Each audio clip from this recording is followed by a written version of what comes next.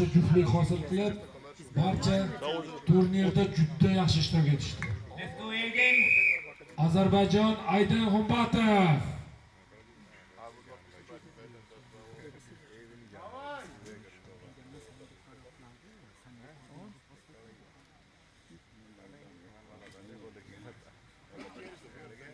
Aydin! Aydin!